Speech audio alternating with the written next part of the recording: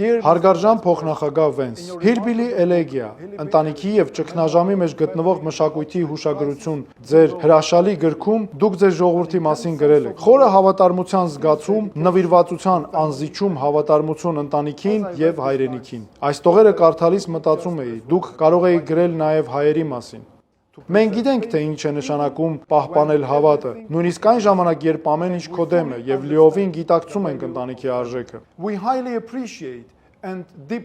Մենք բարձր ենք գնահատում եւ խորապես արժեվորում ենք ձեր եւ նախագահ Թրամփի անցյալ գարնանը ձեռնարկած ջանքերը Հայաստանի նկատմամբ նոր ագրեսիան կանխելու ուղղությամբ, որի արդյունքում ստորագրվեց TRIP-ը։ During your upcoming visit to Armenia, Հայաստան կատարելիք առաջիկա այցի ժամանակ ձեզ գուցե շատ բան պատմեմ, բայց ոչ այն առաջնային խնդիրների մասին, որոնք հուզում են մեր հասարակությանն իրապես։ Մեծ հարգանքով ձեր նկատմամբ ուզում եմ հիշեցնել. Ադրբեջանում անօրինական պահվող հայ գերիների եւ պատանդների նրանց խոշտանգումների մասին։ Նրանք քրիստոնյաներ են, որոնց միակ հանցանքը նրանց հավատն ու ազգային ծագումն է։ Ադրբեջանը 2021 թվականից նաև օկուպացրել է Հայաստանի ավելի քան 200 քառակուսի կիլոմետր տարածք։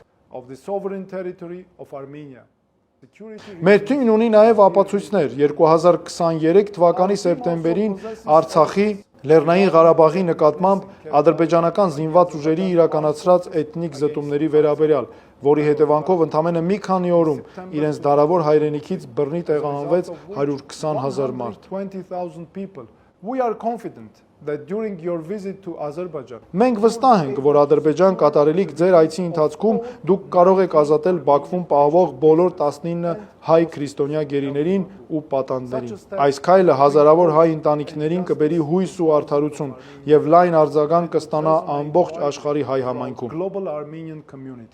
Հարատև խաղաղություն հաստատելու ԱՄՆ-ի ջանքերը նպատակին կհասնեն, երբ Ադրբեջանը դուրս գա Հայաստանի օկուպացված տարածքներից, ինչպես նաև վերականգնվեն բռնի տեղահանված 100,000-ից ավելի քրիստոնյա հայերի բնական իրավունքները։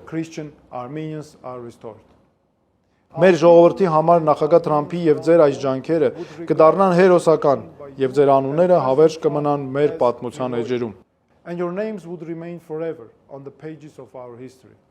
Ձեր տատիկն ասում էր. Աստված օգնում է նրանց, ովքեր օգնում են իրենք իրենց։ Մենք հենց այդպես էլ անում ենք, օգնում ենք ինքներս մեզ եւ համոզված ենք, որ Աստված մեզ ուղարկել է ընկերներ։ Մեծ ակնկալիքով սպասում ենք ձեր առաջիկա այցին Հայաստան եւ տարածաշրջան։